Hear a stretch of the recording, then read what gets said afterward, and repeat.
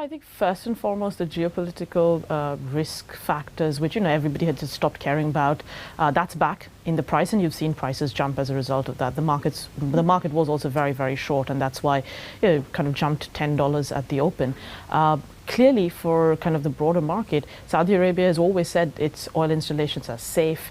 Suddenly, that's no longer the case. And they are going to try and maintain exports from their storage, but from what we hear, some of that production can be brought back quite quickly. Some of it could potentially take months, and there will definitely be an impact for the buyers.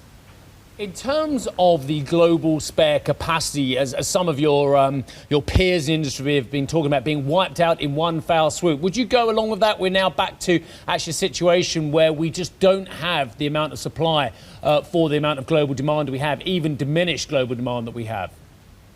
Absolutely. I mean, look, between UAE, Kuwait and Russia, we've probably got about 800,000 barrels per day of spare capacity. The problem with Saudi Arabia is that even in theory, they have some spare, but they can only bring about 250,000 barrels per day of that online, because the rest of that spare capacity actually goes via Upquake, which has been the one facility that's been destroyed. So even they can't use their facilities.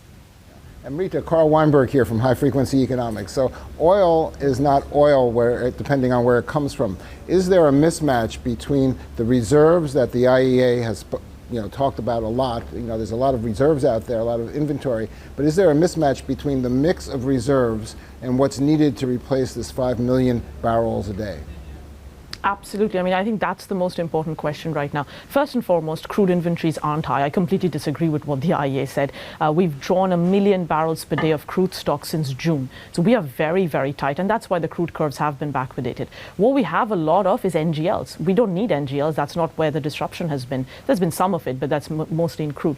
The bigger problem is Saudi Arabian crude production is actually very sour. It's got very high H2S content. That's why this facility removes a lot of that before it can export it. So what you're going to see now is Saudi Arabia cutting back on their light crude exports, and they're replacing that with medium and heavy grades, because they've also managed to shut down their refineries because of the gas losses.